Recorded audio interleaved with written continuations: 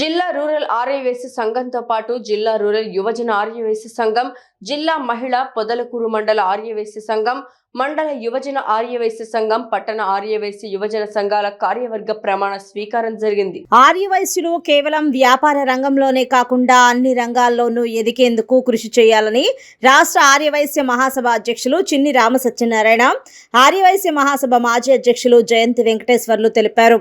పొదలకూరు పట్టణంలోని బోగోలు కృష్ణారెడ్డి కళ్యాణ మండపంలో ఆదివారం జిల్లా రూరల్ ఆర్యవైశ్య సంఘం నూతన కార్యవర్గ ప్రమాణ స్వీకారోత్సవం జరిగింది.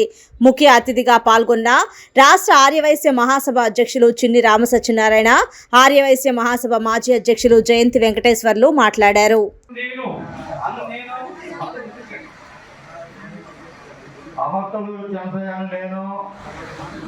నెల్లూరు ఆర్యవైశ్య సంఘం అధ్యక్షులుగా ఇవాళ ప్రమాణ స్వీకారం చేస్తున్నాను. ఆధ్వర్యంలో బ్రహ్మాండంగా గ్రామ స్థాయి నుంచి, మండల స్థాయి నుంచి, జిల్లా స్థాయి నుంచి, రాష్ట్ర స్థాయికి బాగా నెట్వర్క్ ఉండే సంఘము. మన సంఘానికి ఉన్నటువంటి నెట్వర్క్ ఏ సంఘానికి, ఏ కుల సంఘానికి కూడా లేదు. అటువంటిది 120 సంవత్సరాల చరిత్ర ఉన్నటువంటి మహాసభ ఇది.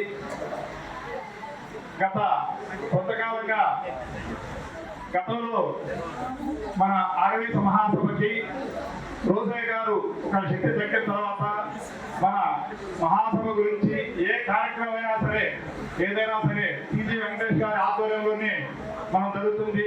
మనకు టీజీ వెంకటేష్ గారు ఆర్థికంగా అయితేనేమి, మన సత్రాలు అయితేనేమి, మన సంఘాలు అయితేమి సక్రమంగా జరిగే విధంగా ఆయన యొక్క గ్రామ వైద్యు, జిల్లా వైద్యు అందరూ మహాసభ ఆధీనంలో ఉన్నటువంటి వ్యక్తులం.